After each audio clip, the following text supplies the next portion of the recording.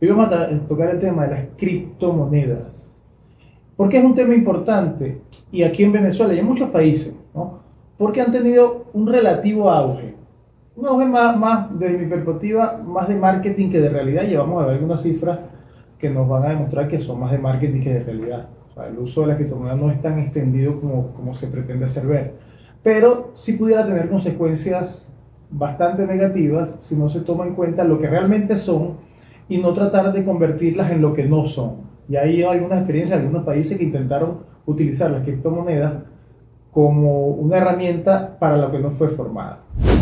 Voces 101.5 FM. Conecta contigo. Presenta.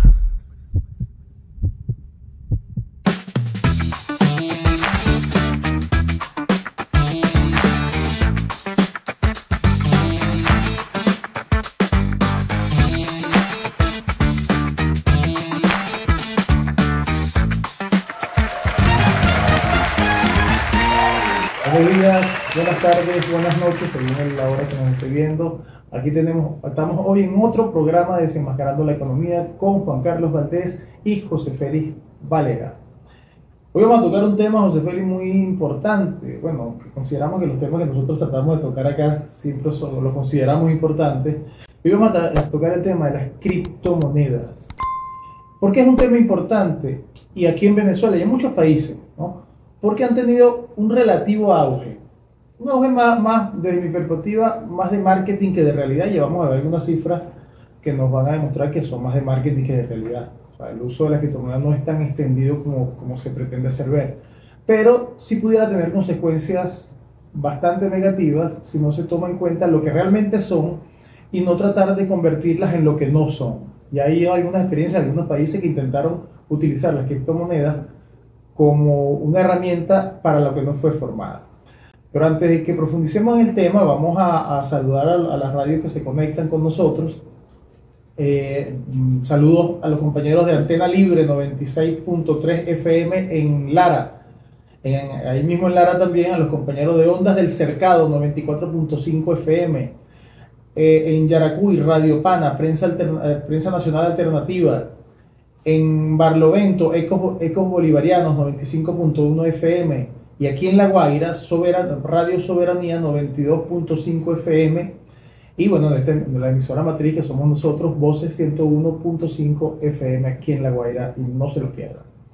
Bueno, José Félix, hablemos entonces, pero ya va, quiero también queremos hacer un agradecimiento por los comentarios hechos en los últimos programas, y queremos agradecerles sus comentarios, que para nosotros es muy importante, a Jessica Ramírez, Omar Rodríguez, Andrés Outen, Yajaira Ortega, Eduardo Samán, Gabriela G3M, Carolina Toledo, Eliseo Mora, Sima Clara, Martín Galarraga, Haga de la UNERS, de la Universidad de la UNERS, y Daniel Navarro. De verdad, muchísimas gracias a ustedes por sus comentarios, y como podrán ver, nosotros sí leemos los comentarios.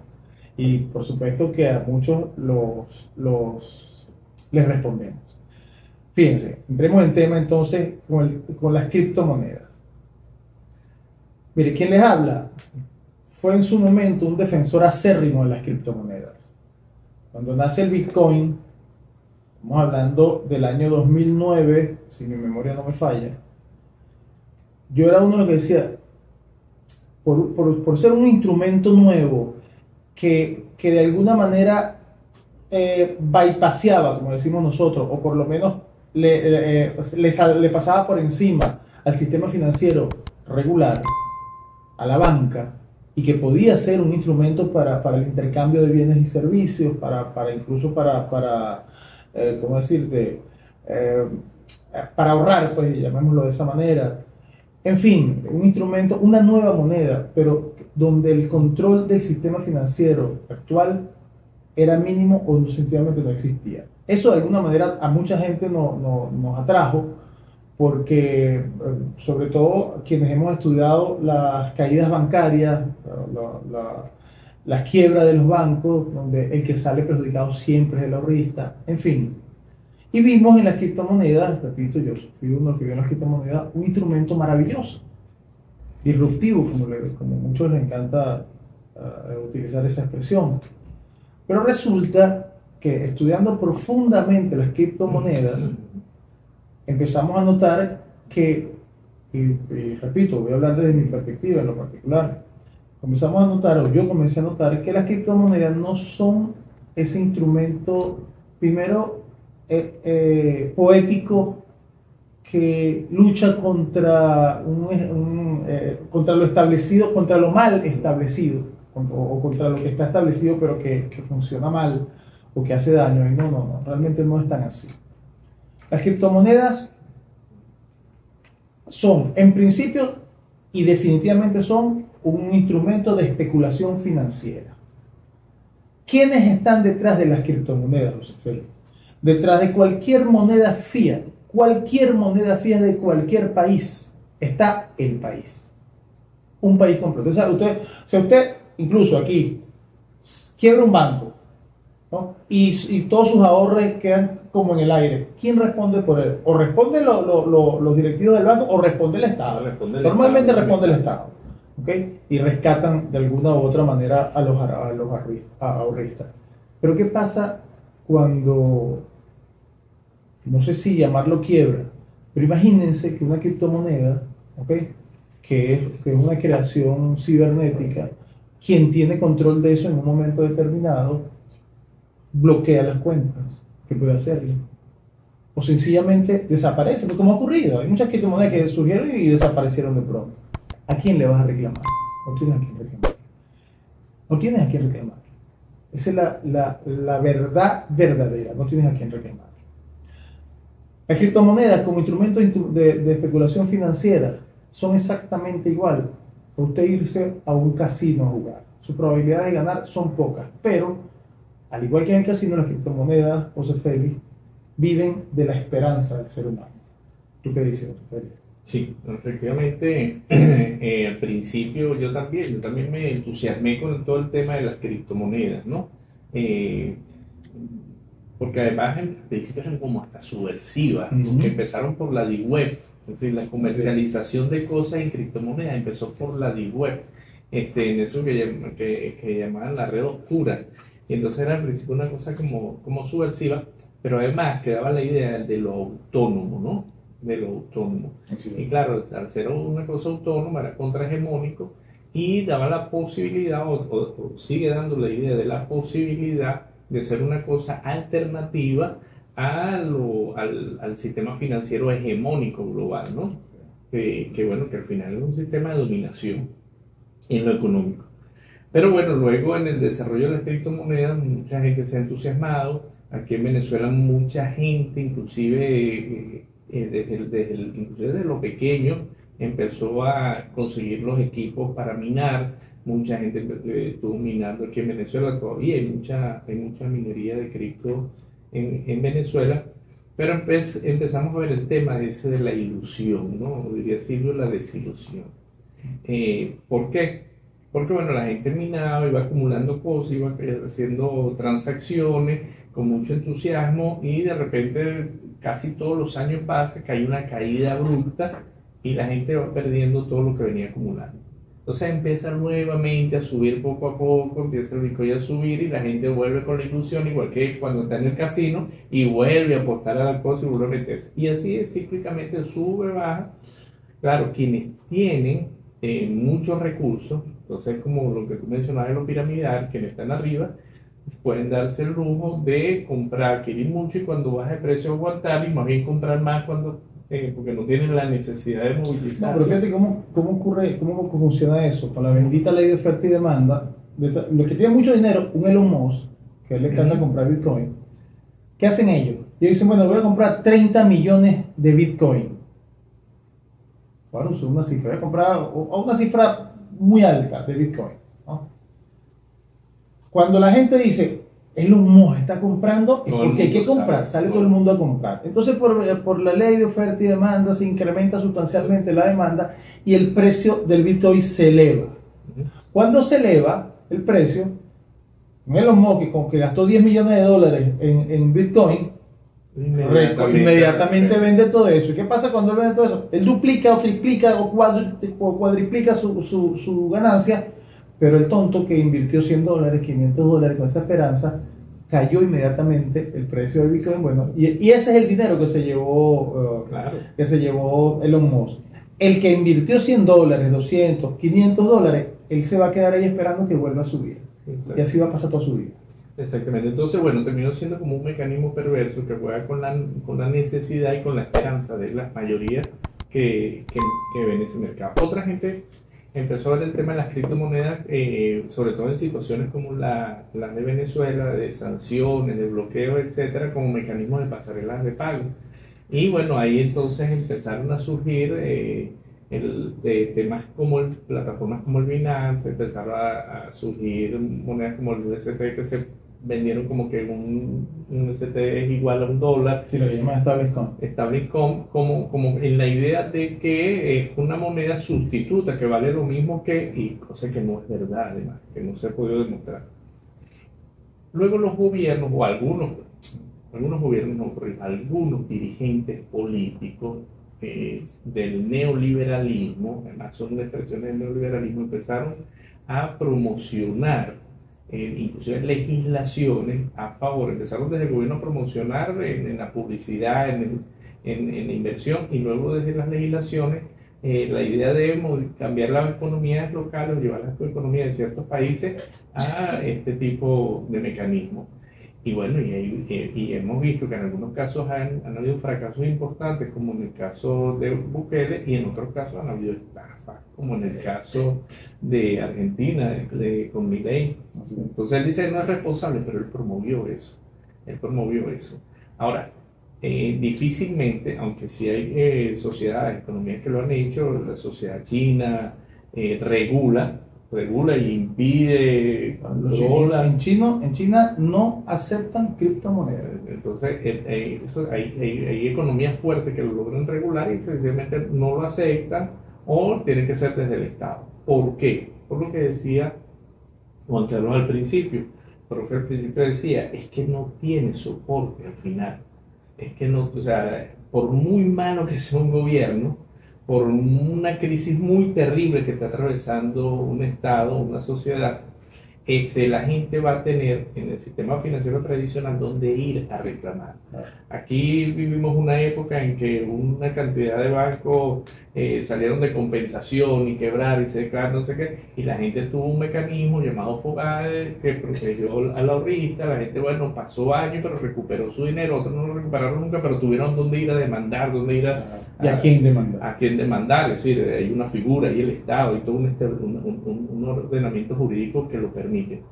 Pero en el caso de que quienes tecnológicamente soportan esto desaparecen, ni siquiera están en este país, ¿a dónde vas a reclamar? ¿A dónde tú puedes ir a denunciar que robaron, que te timaron, que te estafaron? Porque además, independientemente del soporte de la moneda y lo seguro que parezca, bueno, ya se habla de grandes fraudes, como en el caso de Argentina.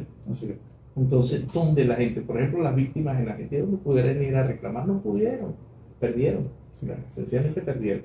Entonces, tenemos en el medio que el sistema financiero tradicional es un sistema de dominación, lo sigue siendo, ojo, lo sigue siendo, pero las criptomonedas, la dificultad que los estados puedan regularlo y para eso soportarse en algún tipo de commodity real, material, concreto, hace que tampoco sea una opción viable, sino que es un mecanismo al final donde se juega con la pobreza y con la esperanza. Y con la esperanza, definitivamente. Fíjate, hay países como El Salvador, el presidente Bukele intentó utilizar el Bitcoin como una moneda de intercambio dentro del territorio de El Salvador.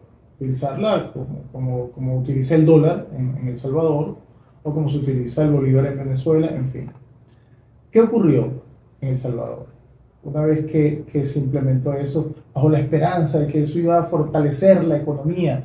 Bueno, tenemos por ahí un video, en realidad tenemos dos, pero vamos a ver el primero, Félix. Veamos que no, vean ese video, lo que ocurrió y sigue ocurriendo en El Salvador.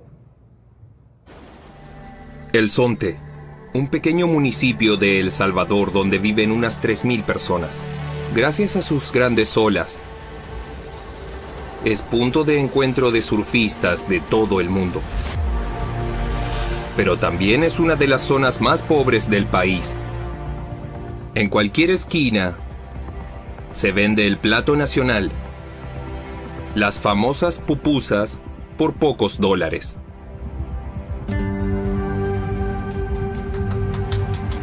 María Aguirre también acepta dinero virtual. Cobra en Bitcoin, la primera criptomoneda del mundo, a través de una aplicación en su celular.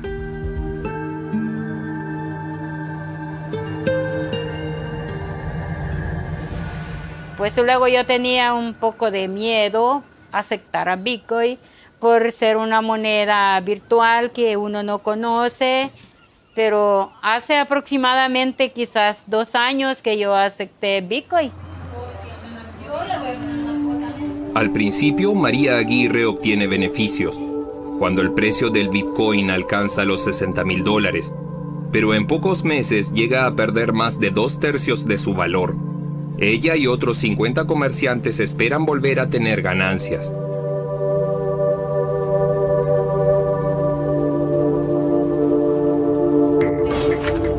Cualquiera que compre Bitcoin puede, en teoría, cambiarlos en dólares o euros de inmediato. Quien no cambie la criptomoneda por dinero real de inmediato corre un gran riesgo, puesto que su valor oscila mucho. A menudo se producen fluctuaciones a corto plazo de más del 10% al alza o a la baja.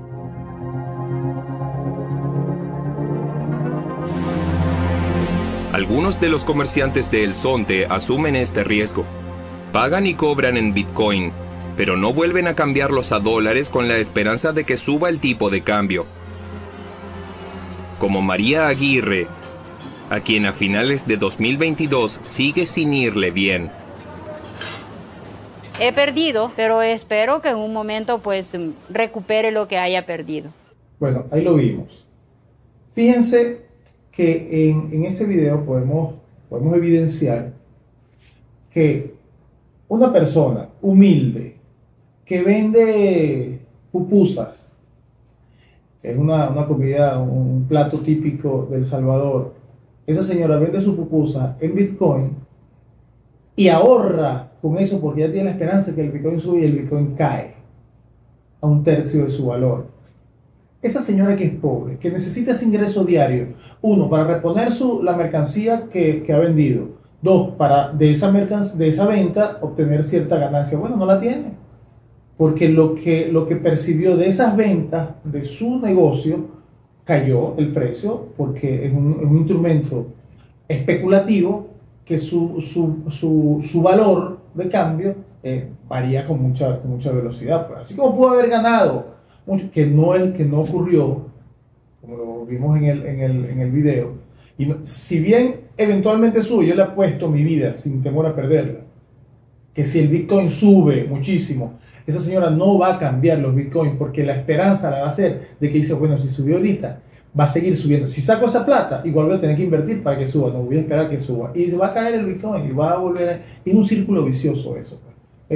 Ese sistema piramidal, ese sistema Ponzi, también conocido como sistema Ponzi por el italiano migrante que llegó a Estados Unidos y estafó a todo el mundo con el sistema de pirámides, es lo que sustenta a las criptomonedas. Fíjense el peligro que es eso, José Félix, el peligro de utilizar una criptomoneda como un medio de intercambio en cualquier país. ¿Por qué decía yo, José Félix, al inicio, que esto es más marketing que otra cosa, lo de que las criptomonedas, y todo el mundo está usando criptomonedas? Yo les voy a dar unas cifras muy recientes de este mismo año del movimiento de las criptomonedas en relación con el movimiento del sistema financiero establecido mundialmente, pues, o sea, de las monedas fiat. Fíjense, el volumen diario de trading de criptoactivos está alrededor, en la actualidad, de unos 294 mil millones de dólares. Es una cifra bastante grande, ¿no? Estamos hablando del mundo entero. 294 mil millones de dólares. Pero ustedes saben, si lo comparamos con el sistema regular, ¿cuál es la diferencia? Bueno, veamos esto.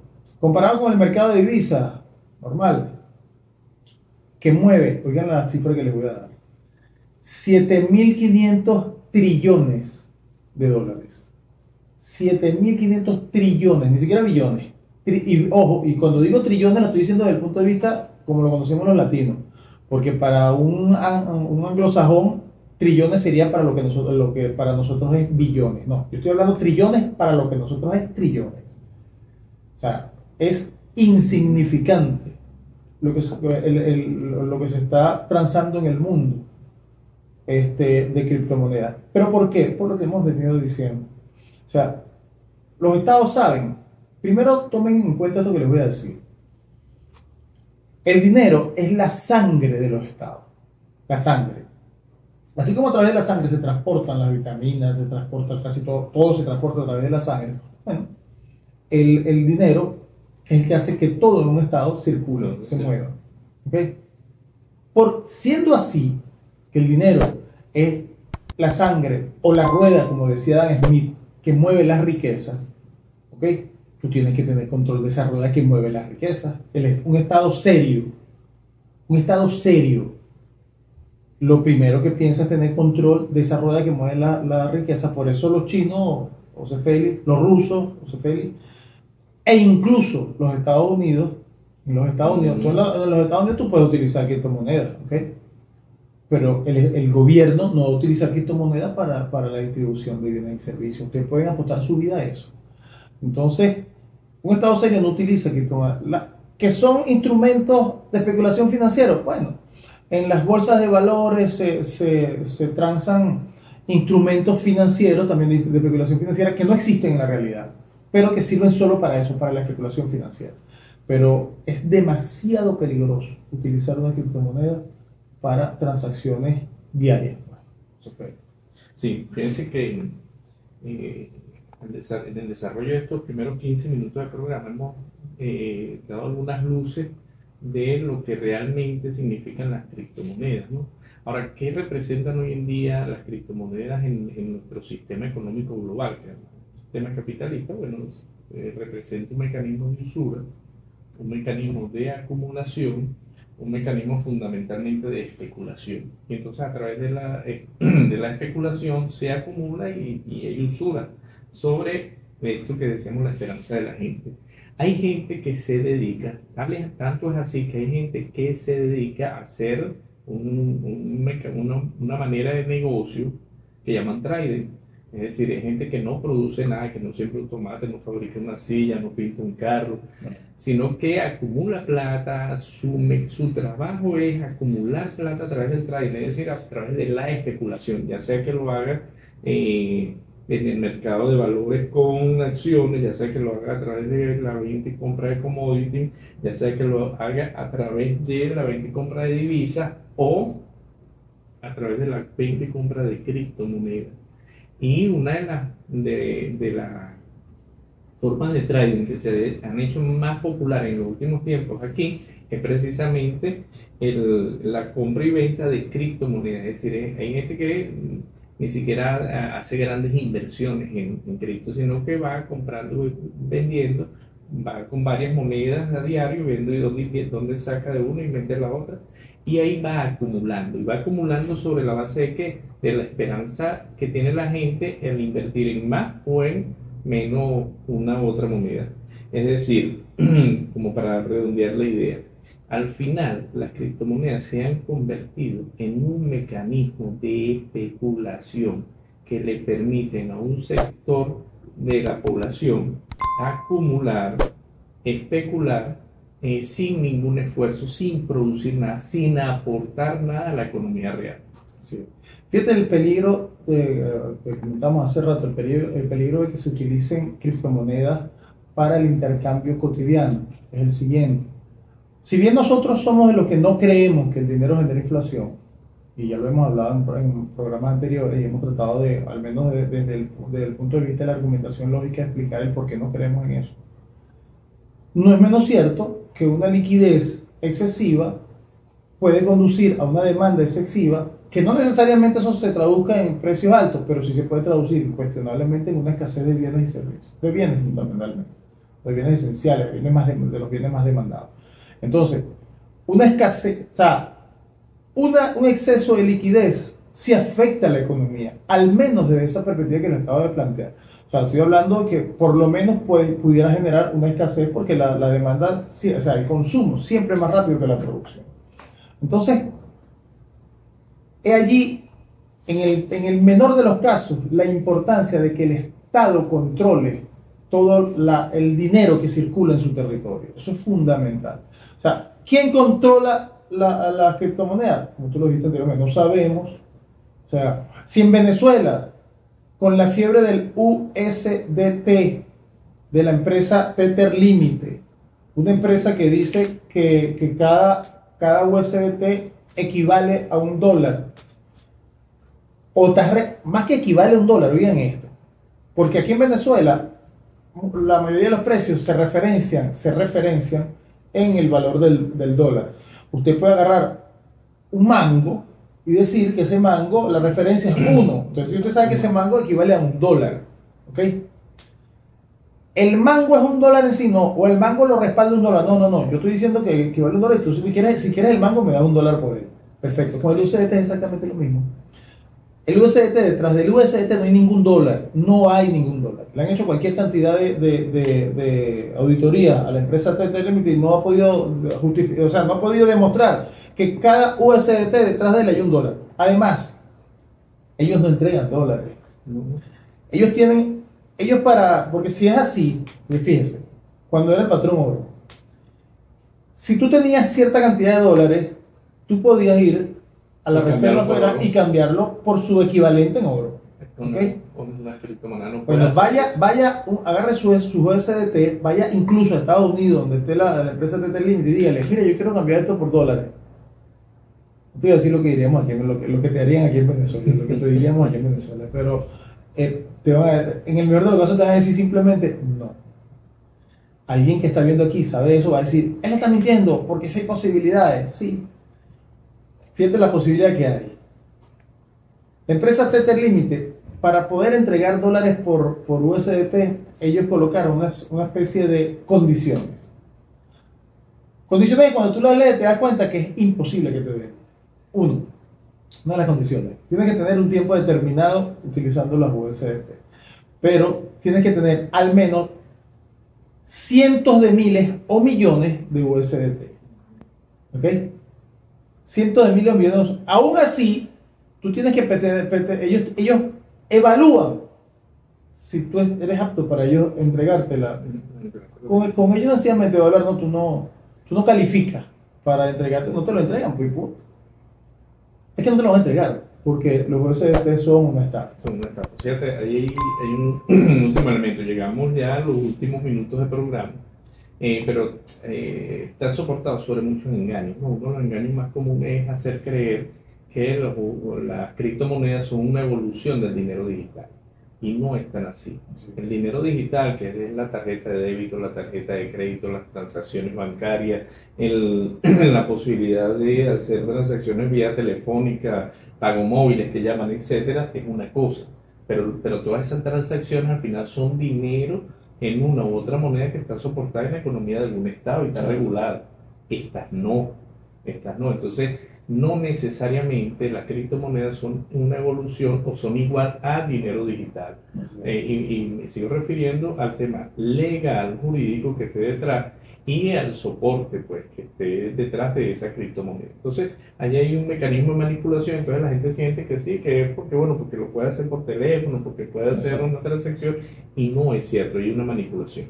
Pero te decía, bueno, estamos en los últimos minutos del programa, tenemos otro video, vamos a ponerlo al aire y enseguida continuamos con ustedes. CryptoPal, Like Crypto, Digital Money. ¿Qué haces? Estoy invirtiendo en criptomonedas. ¿Y con qué dinero? Bueno, estoy usando el dinero que tengo para el pago inicial de la casa y lo que tengo en la reserva de emergencia. Pero cuando me pegue, voy a poder recuperar los dos. ¿Y tú estás contando con la supuesta ganancia? ¿Y si pierdes? Ay, chico, eso no va a pasar. Ay, Einstein. ¿O sí? Me preguntan, Xavier, tengo un dinero ahorrado Y veo gente comprando criptomonedas y están ganando. Siento que me estoy perdiendo algo. ¿Apuesto por la cripto? La respuesta, quiero que veas este ejemplo y llegues a tus propias conclusiones. Vamos por partes. Como muchos han estado preguntándome, ¿invierto en cripto? ¿Es el momento? Me di a la tarea de crear un portafolio de criptomonedas para ver qué pasa. La metodología, muy simple y con muchos supuestos. Objetivo, observar cómo se conduce el valor del portafolio con base en sus componentes. Stop loss, un monto que en el peor de los escenarios puede llegar a cero y no hay drama. No habrá trading, o sea, comercio, comprar y vender, ni se sumarán nuevos fondos. Entrada al mercado arbitraria y confiando que los intermediarios donde pongo el dinero respetarán los acuerdos legales de la propiedad. Componentes, las que más suenen en los medios, nada sofisticado o investigado, o sea, es como tomar la lista de las que hay y escoger las más populares. La distribución arbitraria. 2 llevarán 20%, las demás el 10%. En octubre del 2021 decidí crear un portafolio de 8 criptomonedas, 7 cripto y una criptomoneda estable pegada al dólar conocida como stablecoin. Puse $1,000 y los distribuí entre los componentes. Resultado, el portafolio llegó a $1,225.77, lo que sería más del 20% en unos días. Después subía y bajaba con una clara tendencia hacia la baja, estabilizándose en la banda de $600 a $700 y al momento del cierre de este Dime Xavier estaba en $596.10, lo que sería una pérdida en papel del 40% aproximadamente. Ahí lo vimos, ese video que quien lo presenta aquí en Venezuela lo conoce porque era un cantante de Menudo, del grupo Menudo puertorriqueño, Xavier. Pueden ver allí que él hizo un experimento con él mismo, utilizando varias criptomonedas, invirtió en varias criptomonedas, incluso en criptomonedas estables, la llamada stablecoin, colocó una, y fíjense cómo se movió la curva que él mismo la plantea allí. Al final de ese año, el 2021, él está perdiendo un 40% de lo que había invertido. Eso es lo normal. Le repito, eso es como ir a un casino. El que va a un casino creyendo que va a salir de ahí rico, es tonto. O sea, los casinos no están hechos para que usted gane. Es para que usted tenga la esperanza de que va a ganar, que es otra cosa. Sí va a ganar alguien, ¿ok? Para que el resto tenga la esperanza también y ese mismo tenga la esperanza de que siempre va a ganar.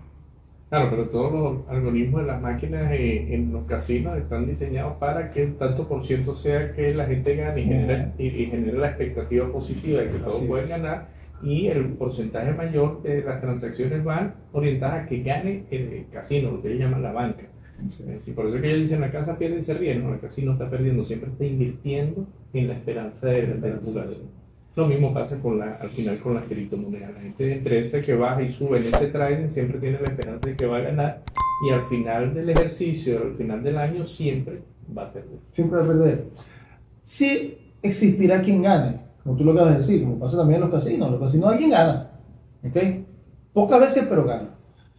Pero sí pasa con las criptomonedas. Sí hay quien gane en las criptomonedas, pero esa no es la regla, esa es la excepción.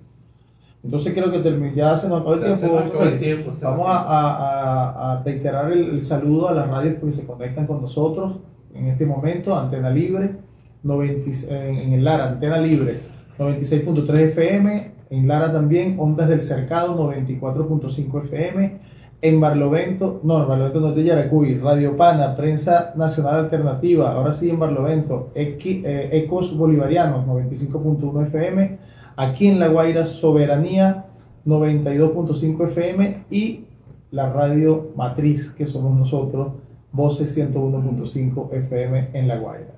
Bueno, y a todos nuestros usuarios, escríbanos, hagan los comentarios, porque los comentarios de ustedes van alimentando este espacio. Es decir, nosotros tomamos de los comentarios para diseñar los siguientes programas. Entonces es bien importante los aportes que ustedes nos hacen. Claro, eso que tú dices es importante. Si ustedes quieren que desarrollemos un tema en particular, pídanlo por los comentarios y nosotros seguramente los vamos a complacer. Bueno, José Félix, nos vemos la próxima semana, no se nos vayan.